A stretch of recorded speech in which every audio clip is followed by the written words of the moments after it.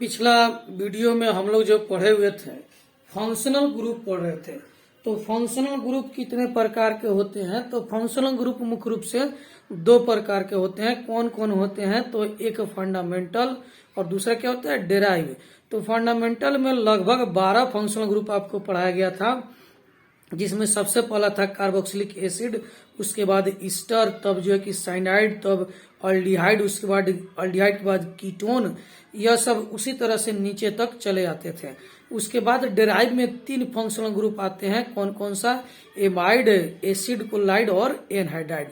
तो हम लोग सभी फंक्शनल ग्रुप पढ़ लिए हैं। अब आज लास्ट एक फंक्शनल ग्रुप डेराइव बचा हुआ है, तो वह कौन सा है? तो एनहाइड्राइड है। तो जो भी विद्यार्थी वह नहीं पढ़ पाए तो पिछला वीडियो जो हमारा है उस वीडियो को देखकर और पीछे का बैकअप जो है कि क्लियर कर लेंगे। उसमें लिखा हुआ है functional group lecture 1, functional group lecture 2। तो लेक्चर 1, 2, 3 देख करके फिर उधर से बैकअप आप लोग आ जाएंगे। अब आइए आज का जो लास्ट फंक्शनल ग्रुप है वो हम लोग पढ़ने जा रहे हैं आपको, जो है कि एनहाइड्राइड। तो सवाल है कि यह एनहाइड्राइड किसे कहते हैं या एनहाइड्राइड क्या होता है? तो एनहाइड्राइड का मोलिकुलर फॉर्मूला होता है आपको जो कि COO और फिर CO। इसको देखने से ऐसा लगता है कि इसमें एक ईथर और 2 कीटोन ग्रुप है। यह इसका स्ट्रक्चरल फॉर्मूला हो गया। देखिए यहाँ पर एक ईथर ग्रुप हो गया और 2 कीटोन ग्रुप हो गया। तो चूंकि यह बहुत बड़ा है, यह याद करने में विद्यार्थी लोग को काफी असुविधा होता है, तो इसीलिए इसको याद करने के लिए बिल्कुल आसान तरीका आपको बताया जा रहा है कि इसको कैसे पढ़ेंगे। एक ईथर और 2 कीटोन पढ़ेंगे। वास्तव में इसमें ईथर कीटोन होता नहीं है, लेकिन वही ग्रुप पाया जाता है। एक ईथर ग्रुप होता है और 2 कीटोन ग्रुप होता है। तो इसको ऐसे हम लोग याद कर सकते हैं। अब आइए इसका एक एग्जाम्पल देख लेते हैं। एग्जाम्पल में क्या है कि हम जो है कि एक ईथर और 2 कीटोन है, तो इसमें इधर भी 2 कार्बन जोड़ दिए और इस साइड भी 2 कार्बन जोड़ दिए हैं। ये अपने मन से हम चाहे तो इधर 4 कार्बन, इधर 2 कार्बन, इधर 5 कार्बन, इधर 3 कार्बन, कैसा हो जोड़कर नया नया कंपाउंड बनाएंगे। सबका सिंपल नाम और सबका IUPAC नाम लिखेंगे। तो यहाँ पर हुआ क्या है कि इधर हम 2 कार्बन जोड़ दिए हैं और इधर भी हम 2 कार्बन जोड़ दिए हैं यहाँ पर। तो उन सभी कार्बन के साथ हाइड्रोजन भी जोड़ दिए हैं। तो यह एक प्रकार का कंपाउंड बन गया। तो यह जो हमारा है यह इथाइल कहलाएगा। 2 कार्बन का कंपाउंड है और यह भी क्या होगा? इथाइल कहलाएगा। तो इस कंपाउंड में 2 इथाइल ग्रुप है, इसीलिए लिखे हैं डाई इथाइल। डाई का मतलब क्या होता है? 2 इथाइल। तो इधर भी इथाइल, इधर भी इथाइल, तो हो गया डाई इथाइल। और बचा यह बीच वाला भाग, तो इसको हम लोग क्या कहते हैं? एनहाइड्राइड कहते हैं। यानी कि इस पूरे कंपाउंड को हम लोग चाहे तो 3 पार्ट में बांट सकते हैं। इधर इथाइल और यह भी इथाइल और बीच वाला क्या है? एनहाइड्राइड। तो इसमें 2 इथाइल ग्रुप हो गए तो लिख दिए डाई इथाइल, और बीच वाला एनहाइड्राइड है तो लिख दिए एनहाइड्राइड। तो इसका नाम हो जाएगा डाई इथाइल एनहाइड्राइड। तो अब आते हैं इसका IUPAC नाम लिखते हैं हम लोग। तो IUPAC नाम क्या होगा? IUPAC नेम के लिए हम लोग टोटल कार्बन चेन क्या करते हैं? जोड़ते हैं। तो यहाँ पर यदि हम लोग टोटल कार्बन चेन जोड़ते हैं तो देखेंगे तो 1, 2, 3, चौथा पर ऑक्सीजन आ गया, यानी कि चेन यहाँ पर हमारा ब्रेक कर जा रहा है। तब क्या करेंगे? तब इसको इधर अलग काउंट करेंगे और इसको इधर हम लोग अलग काउंट करेंगे। तो इसको काउंट करते हैं यहाँ से 1 कार्बन, फिर 2 कार्बन, यहाँ पर 3 कार्बन। इधर काउंट करते हैं 1 कार्बन, 2 कार्बन और इधर 3 कार्बन, यानी दोनों साइड 3-3 कार्बन है। तो 3 कार्बन हम तो है, तो इसको हम लोग प्रोप लिखते हैं। और तीनों के बीच में सिंगल बॉन्ड है तो यानी लिख दिए। अब ई को हटा के OIC ओइक जोड़ देते हैं। अब आते हैं इधर देखते हैं, तो इधर भी 3 कार्बन है तो इसको भी हम लोग प्रोप लिखते हैं, प्रोप। और तीनों के बीच में सिंगल बॉन्ड है यहाँ पर, तो इसमें भी ANE। अब ई को हटाकर इसमें भी हम लोग क्या जोड़ देंगे? ओइक जोड़ देंगे। तो यह हो गया प्रोपानोइक, यानी यह भी प्रोपानोइक और यह भी प्रोपानोइक। तो यहाँ से यहाँ तक काउंट हो गया प्रोपानोइक, यहाँ से यहाँ तक काउंट हो गया प्रोपानोइक। बच गया एक ऑक्सीजन, तो ऑक्सीजन के लिए लिखेंगे एनहाइड्राइड। एनहाइड्राइड। तो यह हो गया डाई 2 प्रोपानोइक हो गया इसमें, तो इसको पहले लिखेंगे प्रोपानोइक, प्रोपानोइक एनहाइड्राइड। इसको यदि हम लोग चाहें तो इसको सुधार कर अच्छे से क्या लिख सकते हैं? चूंकि यह भी प्रोपानोइक है और यह भी प्रोपानोइक है, तो इसको हम यहाँ पर लिखेंगे डाई प्रोपानोइक, डाई प्रोपानोइक। और यह भी यहाँ से यहाँ तक प्रोपानोइक, यहाँ से यहाँ तक प्रोपानोइक। ऑक्सीजन के लिए एन हाइड्राइड, तो यह हो गया डाई प्रोपानोइक एन हाइड्राइड हो गया। तो यह इसका आईपीएसी नाम हो गया, डाई प्रोपानोइक एन हाइड्राइड। तो यह जो है कि आपको जो है कि इसका आईपीएसी नाम हो गया डाई प्रोपानोइक एनहाइड्राइड। यह आपको समझाने के लिए बताया गया है। आप जब लिखेंगे तो अगर समझ में आ गया तो डायरेक्ट यह लिखेंगे, नहीं समझ में आ गया तो पहले सीख रहे हैं तो इसको लिखकर तो फिर इसको ऐसे लिखेंगे। तो यह एनहाइड्राइड का जो है कि एक कंपाउंड है। अब आइए एनहाइड्राइड का एक दूसरा कंपाउंड हम लोग बनाते हैं। तो दूसरा एग्जाम्पल देखते हैं एनहाइड्राइड का। तो इसको मिटाते हैं, यहाँ पर हम इसको यहाँ पर मिटा देते हैं। और मिटाने के बाद जो है कि एक दूसरा कंपाउंड हम यहाँ पर आपको सामने बना रहे हैं। तो आइए एक दूसरा कंपाउंड हम लोग देखते हैं एनहाइड्राइड का। तो एनहाइड्राइड में क्या करते हैं, दोनों साइड कार्बन जोड़ते हैं। तो दोनों साइड कार्बन जोड़ेंगे तो जो है कि आप दोनों में से किसी एक साइड कम भी रख सकते हैं और दूसरा साइड अधिक भी रख सकते हैं, या दोनों में साइड बराबर भी रख सकते हैं। तो यदि दोनों साइड बराबर रखेंगे तो उसका नाम कैसे लिखेंगे अभी आपको बता दिया गया। अब क्या करते हैं, इसमें हम थोड़ा सा चेंजिंग करते हैं। इधर हम 3 कार्बन रखते हैं, इधर 3 कार्बन और इधर हम 2 कार्बन रखते हैं। या अपने मन से आप कितना और रख सकते हैं। तो सभी के पास हाइड्रोजन बैठाना होगा। तो यहाँ पर हाइड्रोजन, यहाँ पर हाइड्रोजन, यहाँ पर हाइड्रोजन, यहाँ पर हाइड्रोजन, यहाँ पर और यहाँ पर, फिर यहाँ पर हाइड्रोजन, यहाँ पर हाइड्रोजन, यहाँ पर और यहाँ पर। तो यह हमारा एक कंपाउंड तैयार हो गया। अब इस कंपाउंड का हम लोग को सिंपल नाम लिखना है और फिर क्या लिखना है, आईपीएसी नाम लिखना है। तो सिंपल नाम में क्या लिखेंगे, सिंपल नाम में इसको 3 कार्बन है तो 3 कार्बन हो गया आपको प्रोपाइल, और यह 2 कार्बन है तो 2 कार्बन को कहते हैं इथाइल। तो अल्फाबेट में पहले ई आता है उसके बाद पी आता है। तो क्या करेंगे, सिंपल नाम में इसका हम लोग पहले सिंपल नाम में अल्फाबेट का ध्यान दिया जाता है। तो पहले लिखेंगे इथाइल, पहले इसको लिखेंगे, उसके बाद प्रोपाइल, प्रोपाइल, और बीच वाला आपको यहाँ से यहाँ तक एनहाइड्राइड। तो सिंपल नाम हो गया इथाइल प्रोपाइल एनहाइड्राइड। तो यह आपको लिखकर समझने के लिए आपको बताए थे कि यह देखिए इथाइल है तो इथाइल को पहले लिख दिए, प्रोपाइल को बाद में लिख दिए, क्योंकि ABCD यानी अल्फाबेट में सबसे पहले जो है कि ई आता है। तो ई लिखेंगे, उसके बाद पी वाला नाम लिखेंगे। तो यह सिंपल नाम हो गया। अब आइए इसका आईपीएसी नाम देखते हैं, IUPAC नाम। तो आईपीएसी नाम में जो है कि बताए हैं कि यहाँ से जो कार्बन है इधर एक चेन बन जाएगा और यहाँ से कार्बन है इधर एक चेन बन जाएगा। यहाँ का जो कार्बन है काउंट करते हैं 1 2 3 4, इधर काउंट करते हैं तो 1 2 3। यह अलग अलग काउंटिंग इसलिए हो रहा है कि लगातार यदि काउंट करते हैं तो 1 2 3 4 और 5वां स्थान पर ऑक्सीजन आ जा रहा है, यानी हमारा चेन क्या जा रहा है, ब्रेक कर जा रहा है। इसीलिए इसमें यहाँ से अलग इधर काउंट करते हैं और इधर अलग काउंट करते हैं। तो इस साइड 4 कार्बन है और इस साइड 3 कार्बन है। तो 4 कार्बन को हम लोग ब्यूटेनोइक कहेंगे और 3 कार्बन को प्रोपानोइक कहेंगे। तो ब्यूटेन में से ई हटा के ओइक जोड़ेंगे, 4 कार्बन है इधर, तो 4 कार्बन को ब्यूट लिखते हैं और सिंगल बॉन्ड है तो एनी। अब ई को हटाकर ओइक जोड़ दिया जाता है, तो यह हो जाएगा आपके यहाँ से यहाँ तक ब्यूटानोइक। इधर 3 कार्बन है तो 3 कार्बन को हम लोग प्रोप लिखते हैं और तीनों के बीच में सिंगल बॉन्ड है तो एनी लिखते हैं। आई को हटा के ओइक जोड़ देते हैं, तो यह हो गया प्रोपानोइक। तो यहाँ से यहाँ तक ब्यूटानोइक और यहाँ से यहाँ तक प्रोपानोइक, और बच गया ऑक्सीजन। तो ऑक्सीजन के लिए क्या लिखते हैं, एनहाइड्राइड, एनहाइड्राइड। तो इसका पूरा नाम हो गया ब्यूटानोइक प्रोपानोइक एनहाइड्राइड। तो आप देखेंगे तो यह बिल्कुल अल्फाबेट में भी है, पहले बी है उसके बाद पी है।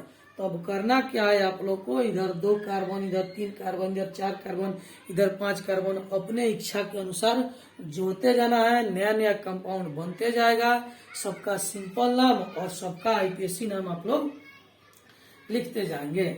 तो इस प्रकार से हम लोग आज यहाँ पर फंक्शनल ग्रुप जो भी है उनको हम लोग यहाँ पर समाप्त कर दिए। टोटल फंक्शनल ग्रुप हमारा अब यहाँ पर समाप्त हो गया। अब आपको जो है कि इस पर होमवर्क बनाना है, तो 10 इस पर भी होमवर्क बनाना है और दोनों साइड कार्बन जोड़ना है। किसी साइड 3 तो किसी साइड 4, किसी 5 और फिर किसी साइड 6।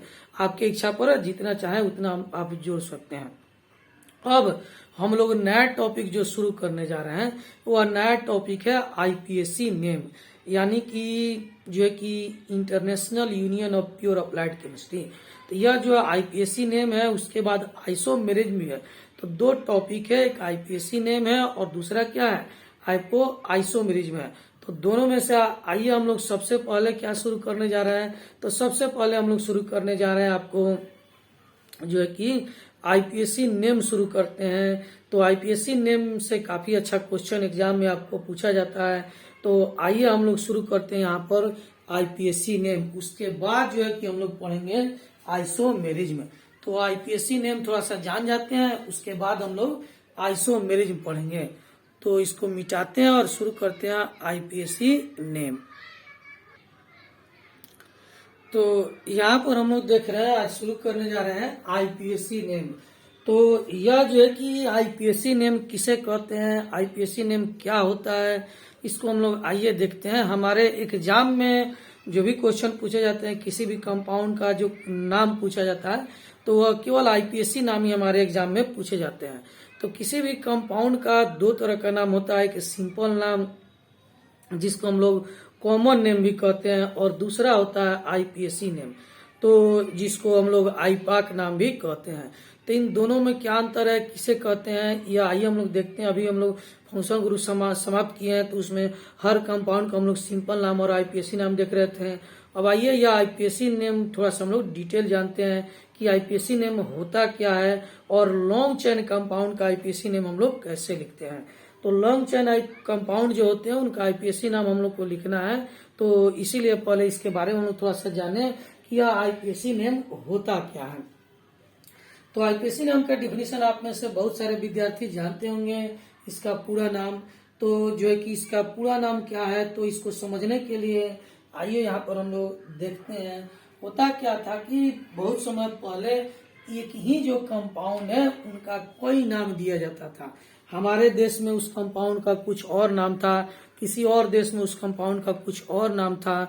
तो वैज्ञानिक लोग जो थे उनको, या फिर जो उससे रिलेटेड व्यक्ति थे, उनको इसको खोजने में काफी समस्या होती थी या इसको पहचानने में काफी इसको समस्या होती थी। तो होता क्या था कि जैसे कि मान लीजिए एक छोटा सा एग्जांपल आपको यहाँ पर दिया जा रहा है।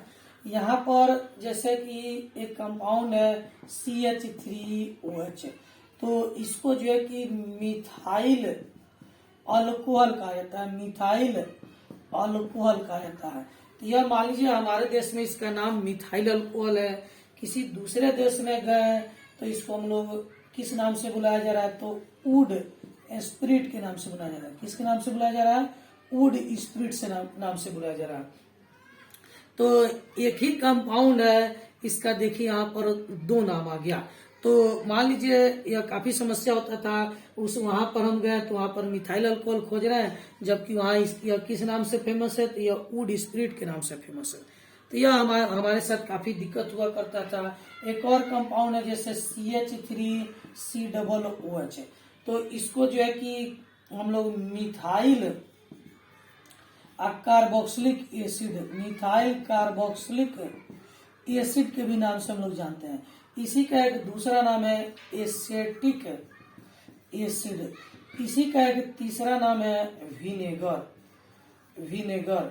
तो इस कंपाउंड का जो है कि 3 नाम से इसको जानते हैं। तो अब जो है कि हमको काफी समस्या होता था, या फिर वैज्ञानिक लोग हैं या फिर जो भी व्यक्ति से रिलेटेड है उन लोगों को काफी समस्या होता था कहीं, क्योंकि किसी देश में इसका नाम एसेटिक एसिड है, कहीं पर इसको जो है कि मिथाइल कार्बोक्सिलिक एसिड कहा जा रहा है, कहीं पर इसको हम लोग विनेगर कह रहे हैं। तो यदि जो विनेगर जानता है और उसका नाम जो है कि मिथाइल कार्बोक्सिलिक एसिड नहीं जानता है, तो वह कहीं पर जाकर खोजता है कि हमको जो है कि विनेगर दीजिए, और वहां पर किस नाम से जाना जा रहा है, मिथाइल कार्बोक्सिलिक एसिड से, तो उसको नहीं मिलेगा, काफी समस्या हो रहा है। यह समस्या ठीक उसी तरह से था जैसा कि आपको जो है कि एक ही सब्जी है, जैसे कि एक ही सब्जी है हमारे यहाँ जो है कि एक सब्जी मिलता है आपको कद्दू, उसी को कहीं पर लौकी भी कहा जाता है, कहीं पर उसको बिया भी कहा जाता है, कहीं पर उसको पंपकिन भी कहा जाता है। तो सब्जी एक ही है और उसका नाम कितना हो गया, 4 हो गया। तो यदि चारों नाम हम नहीं जानते हैं तो हमको काफी समस्या होगा। मान लीजिए यहाँ से कोई विद्यार्थी या कोई व्यक्ति जो है कि गए घूमने फिरने के लिए कहीं पर बाहर, आपको अमेरिका ही चले गए, और वहां पर जाकर जो है कि बाजार में वह जो है कि कद्दू या लौकी खोज रहे हैं, तो वहां पर लौकी कहने पर हो सकता है कि वहां के लोग नहीं समझ पाए, वहां पर पंपकिन कहा जाएगा तो वह समझ जाएंगे। तो देखिए सब्जी एक ही है लेकिन वहां पर उसका कुछ और नाम है, यहाँ पर कुछ और नाम है। यदि वहां से कोई व्यक्ति यहाँ पर आया और यहाँ पर आके हमारे जो है कि गांव देहात में यहाँ पर सब्जी बेचा जा रहा है, वहां पर जाके पंपकिन पूछ रहा है तो शायद लोग नहीं समझ पाएंगे, तो यहाँ पर उसको लौकी या कद्दू कहा जाता है। तो एक ही सब्जी है जिसका कई नाम है।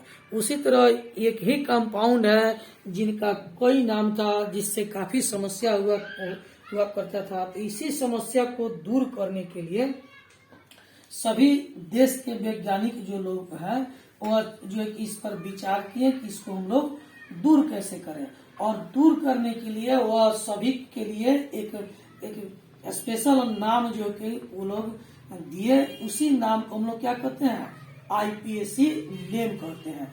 तो यह जो नाम जो है आईपीएसी नेम, यह सभी देश में जो है कि जाना जाता है, सभी देश में इसको हम लोग पढ़ते हैं। तो यह जो समस्या था, एक कंपाउंड का कई नाम हुआ करता था, 2 नाम, 3 नाम, 4 नाम, तो यह जो समस्या किसी एक देश का नहीं था, यह समस्या जो है कि संपूर्ण देश का था, यानी इंटरनेशनल लेवल पर यह समस्या था कि एक ही कंपाउंड का 3 नाम, 4 नाम किसी एक देश में नहीं था, यह सभी देशों के लिए था, इंटरनेशनल लेवल पर था।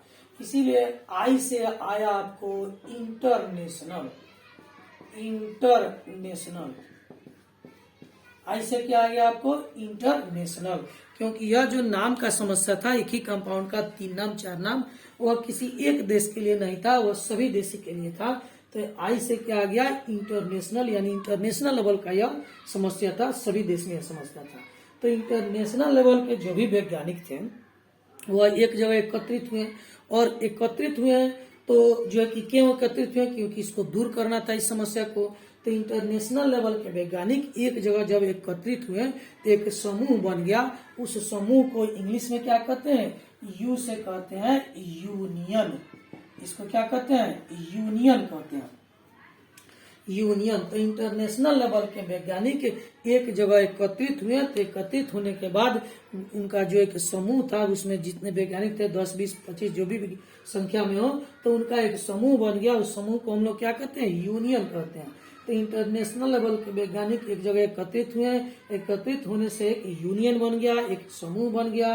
अब वह जो है कि यूनियन क्यों बना, इंटरनेशनल लेवल का वैज्ञानिक लोगों ने यूनियन क्यों बनाया, एक समूह क्यों बनाया, तो क्यों बनाया, तो पी से आया आपको प्योर, कैसा नाम, तो प्योर नामकरण करने के लिए, कैसा नाम रखने के लिए, प्योर नाम रखने के लिए। यानी कि इसके अलावा जो भी नाम हम लोग जानते हैं किसी भी कंपाउंड का, यानी आईपीएसी नेम के अतिरिक्त जो भी नाम होता है वो सभी इम्प्योर नाम है, अशुद्ध नाम है। अभी सभी कैसा नाम है, इम्प्योर नाम है और अशुद्ध नाम है। तो इंटरनेशनल लेवल के वैज्ञानिक एक जगह एकत्रित हुए जिससे एक यूनियन बन गया।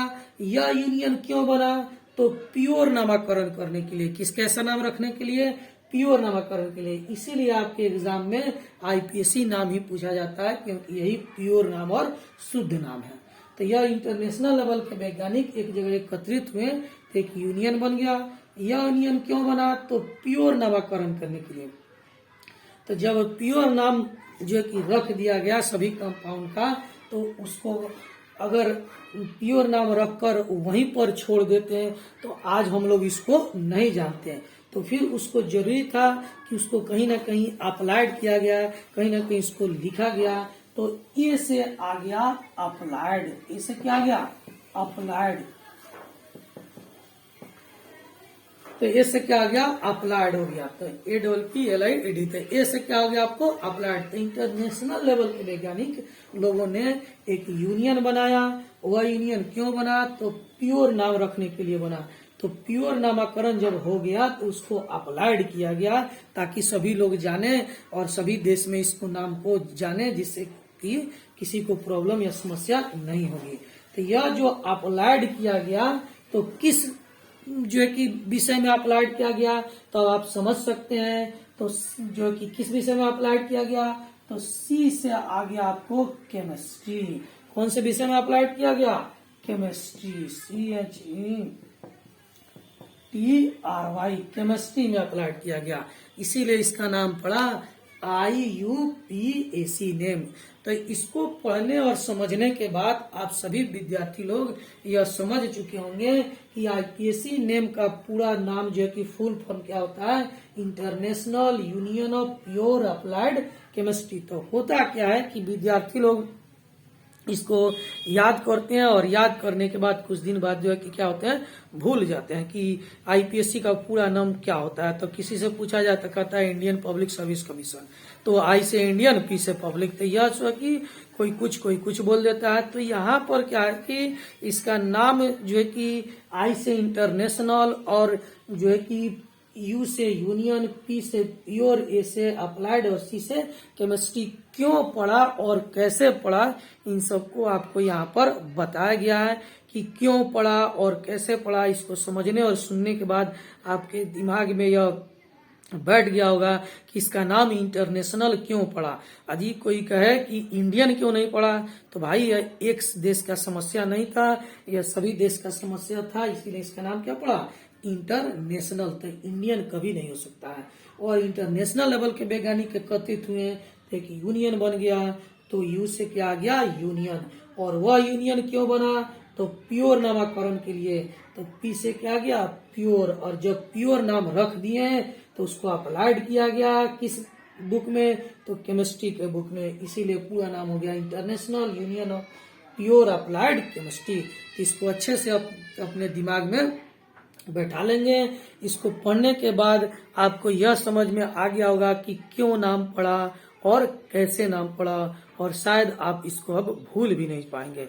यदि हम चाहते हैं तो इसको 2 मिनट में इसका जो है कि पूरा फुल फॉर्म लिख देते हैं और फिर आगे हम लोग बढ़ जाते हैं। तो फिर यह आपके दिमाग से फिर क्या होता है, बाहर निकल जाता है। तो यह क्यों पढ़ा, कैसे पढ़ा, आइए इसको हम लोग समझ जाते हैं। एक बात और यहाँ पर देखेंगे कि यह IPSC नाम प्योर नाम होता है, शुद्ध नाम होता है, यानी कि इसके अलावा जो भी कॉमन नाम है या सिंपल नाम है वह जो है कि एग्जाम में नहीं पूछा जाता है, क्योंकि वह इम्प्योर नाम या अशुद्ध नाम उसको कहा जा सकता है। तो कॉमन नाम किसी एक पार्टिकुलर खास जगह पर कॉमन नाम का प्रयोग किया जाता है, लेकिन उसी नाम से अगर दूसरे जगह जाके आप खोजेंगे तो वह कंपाउंड आपको नहीं मिल पाएगा। इसीलिए इंटरनेशनल नाम दिया गया IPAC नेम, या इसे IPSC नेम भी कहा जाता है। तो इसका नामकरण करने के लिए वैज्ञानिक लोगों ने कुछ रूल बनाए कि किस रूल से जो है कि कंपाउंड का नाम रखेंगे। तो वह जो रूल लगभग 6-7 रूल है जो आपके बुक में दिए हुए हैं। तो उन सारे रूल को काट छांट कर हम मात्र 3 रूल में उसको जो है कि कंप्लीट कर दिए हैं, ताकि आपको दिक्कत नहीं होगा। तो 6 रूल को हम 6-7 रूल है जिसको हम लोग शॉर्टकट में हम कितना बना दिए, आपको आपके सुविधा के लिए 3 रूल बना दिए हैं। तो वह रूल क्या क्या होगा, तो आइए यहाँ पर देखते हैं वह रूल कौन कौन से हैं। तो सबसे पहला रूल कौन सा है, IPSC नाम लिखने का सबसे पहला रूल है आपको, सबसे पहला रूल है longest carbon chain. Longest carbon chain, तो सबसे पहला रूल है लॉन्गेस्ट कार्बन चेन। यानी कि IPSC नाम यदि हम लोग लिखने जाते हैं तो उस कंपाउंड में सबसे पहले हम लोग यह पहचानेंगे कि लॉन्गेस्ट कार्बन चेन कौन सा है। तो सबसे पहला रूल है लॉन्गेस्ट कार्बन चेन। दूसरा रूल क्या है कि minimum position of functional group and branch, minimum position of functional group and branch. तो दूसरा रूल क्या है कि minimum position of functional group and branch, यानी फंक्शनल ग्रुप और ब्रांच यदि उस कंपाउंड में होंगे तो उस दिशा से काउंट करेंगे जिधर से उनको मिनिमम स्थान मिलेगा। और तीसरा रूल क्या है आपको, तीसरा रूल क्या है कि सबसे पहले लिखने जाएंगे तो सबसे पहले हम लोग ब्रांच का नाम लिखेंगे, और ब्रांच का नाम लिखने के बाद हम लोग लिखेंगे मेन चेन। ब्रांच के बाद क्या लिखेंगे, मेन चेन का नाम लिखेंगे। और यदि ब्रांच अधिक संख्या में हो तो उनको अल्फा बेटिकल ऑर्डर में सजा देंगे। यदि ब्रांच अधिक संख्या में हो तो उनके नाम को अल्फाबेटिकल ऑर्डर में हम लोग सजा देंगे। तो यही मुख्य रूप से 3 रूल है जिससे कि आईपीएसी नाम लिखा जाता है। तो सबसे पहला रूल क्या है, लॉन्गेस्ट कार्बन चेन। दूसरा minimum position of functional group and branch. तीसरा ब्रांच प्लस मेन चेन। और ब्रांच अधिक हो तो उसे किस कैसे सजाएंगे हम लोग, अल्फाबेटिकल ऑर्डर में उसको हम लोग सजाएंगे। तो यही 3 रूल है। ऐसे तो 6-7 रूल है, लेकिन इन्हीं 3 रूल से आप लोग का सभी क्वेश्चन सॉल्व हो जाएगा। तो हिंदी वाले विद्यार्थी भी इसी को लिखेंगे, या कोई बड़ा जो है कि इंग्लिश हम हार्ड वर्ड नहीं लिखे हैं, इसमें जो है कि इसी तरह हिंदी वाले भी विद्यार्थी इसको लिख लेंगे। अब इस पर क्वेश्चन कैसे बनाते हैं, तो आइए इसको हम लोग यहाँ पर एक क्वेश्चन बनाकर आपको दिखाते हैं, उसके बाद हम लोग आगे बढ़ेंगे। यहाँ पर एक कंपाउंड है जिसका आईपीएसी नाम लिखना है। तो आईपीएसी नाम में हम लोग बहुत सारे टाइप पढ़ेंगे, टाइप 1, टाइप 2, टाइप 3, टाइप 4, बहुत सारे टाइप पढ़ेंगे। सभी टाइप के कंपाउंड का आईपीएसी नाम पढ़ेंगे। तो सबसे पहले यहाँ पर हम लोग शुरू करते हैं टाइप 1। तो टाइप 1 जो है, यहाँ पर जो है कि सभी जगह हाइड्रोजन होते हैं, जिसको हम यहाँ पर नहीं लिख रहे हैं, आप चाहें तो इसको लिख भी सकते हैं। तो यह हमारा एक कंपाउंड है, इसका आईपीएसी नाम लिखना है। तो आईपीएसी नाम लिखने के लिए सबसे पहला रूल आपको बताया गया है लॉन्गेस्ट कार्बन चेन। तो लॉन्गेस्ट कार्बन चेन आप देखेंगे तो यहाँ पर 1, 2, 3, 4, अगर यहाँ से काउंट करते हैं तो 1, 2, 3, 4। तो इसमें 2 तरह के जो है कि चेन बन रहे हैं, एक यहाँ से इधर और एक बिल्कुल सीधा। तो इसमें भी 4 कार्बन है और इसमें भी 4 कार्बन है। तो सवाल यह है कि इसमें लॉन्गेस्ट कार्बन चेन कौन सा होगा। तो लॉन्गेस्ट कार्बन चेन हम लोग उसको मानेंगे जिसमें जो है कि फंक्शनल ग्रुप शामिल होंगे। तो यह जो है कि आपको इस क्वेश्चन को बाद में बताएंगे। चलिए बिल्कुल सिंपल बिना फंक्शनल ग्रुप वाला आपको पहले यहाँ पर बताते हैं। तो यहाँ पर जो है कि एक कार्बन इधर जोड़ देते हैं, फिर इधर और फिर यहाँ पर इधर जोड़ देते हैं। तो और फिर ये कार्बन आपको यहाँ पर जोड़ देते हैं। तो यह एक आपको कंपाउंड मिल गया। अब इस कंपाउंड का आईपीएसी नाम लिखना है। तो इसमें सबसे पहला रूल क्या है, लॉन्गेस्ट कार्बन चेन। तो लॉन्गेस्ट कार्बन चेन बताते हैं तो 1, 2, 3, 4, 5 कार्बन है। अल्कोहल जो यहाँ पर लिख कर मिटा दिए हैं वह आगे आपको फिर बताएंगे। तो वह जो है कि आगे बताएंगे, पहले बिल्कुल सिंपल वाला समझ लीजिए। रूल समझना बहुत जरूरी है। लॉन्गेस्ट कार्बन चेन का क्या मतलब होता है। तो यहाँ पर इस कंपाउंड में हम लोग सेलेक्ट करते हैं कि कितने तरह के चेन बन सकते हैं। तो 1, 2, 3, 4, 5 कार्बन का चेन हुआ। फिर यहाँ से गिनते हैं 1, 2, 3, 4 ही हुआ। फिर यहाँ से गिनते हैं 1, 2, 3, 4, 5, 6, 7 कार्बन हुआ। फिर यहाँ से गिनते हैं 1, 2, 3, 4, 5, 6, 7 कार्बन हुआ। तो इस कंपाउंड में 3 टाइप के चेन बनते हैं, एक 4 कार्बन का, दूसरा 5 कार्बन का और तीसरा 7 कार्बन का। तो सबसे लॉन्गेस्ट कार्बन चेन कौन कहलाएगा, तो 7 कार्बन वाला। तो 7 कार्बन यह भी हो सकता है और 7 कार्बन यह भी हो सकता है। तो हम इसी को लॉन्गेस्ट कार्बन चेन मान लेते हैं। तो यह हमारा लॉन्गेस्ट कार्बन चेन सेलेक्ट हो गया। तो पहला रूल हमारा है लॉन्गेस्ट कार्बन चेन, जिसको हम लोग सेलेक्ट कर लिए। तो कभी भी कंपाउंड का नाम लिखिएगा तो उसमें जो है कि पहले यह देखिएगा कि उसमें कितने जो है कि कार्बन चेन बन रहे हैं और उस कार्बन चेन में सबसे लंबा कार्बन चेन कौन सा है। तो इसमें 3 कार्बन चेन बन रहा था, जिसमें सबसे लंबा कौन हो रहा था, 7 कार्बन वाला हो रहा था। तो यह जो सेलेक्ट कर लिए, पहला रूल समाप्त हो गया हमारा। दूसरा रूल कहता है कि minimum position of functional group and branch. तो फंक्शनल ग्रुप तो इसमें है नहीं, इसमें केवल ब्रांच है। अब ब्रांच किसको कहेंगे तो यह भी समझ लीजिए, जिसका सिलेक्शन हो गया यह हो गया आपको मेन चेन, इसको कहते हैं हम लोग मेन चेन कहते हैं। जिसको हम लोग सेलेक्ट कर लिए वो क्या हो गया मेन चेन। और जो छूट गया यहाँ पर यह एक कार्बन और 2 कार्बन यहाँ छूट गया, इसी को हम लोग कहते हैं ब्रांच। तो यह क्या हो जाएगा आपको ब्रांच हो जाएगा। एक यह ब्रांच हुआ, एक यह भी ब्रांच हो गया, तो यह दोनों आपको हो गया ब्रांच। तो जो सेलेक्ट हो गया जिसको हम लोग लॉन्गेस्ट चेन में शामिल कर लिए वह हो गया मेन चेन, और जो छूट गया उसको हम लोग क्या कहते हैं ब्रांच कहते हैं। तो यह दोनों आप हो गया ब्रांच और यह हो गया आपको मेन चेन।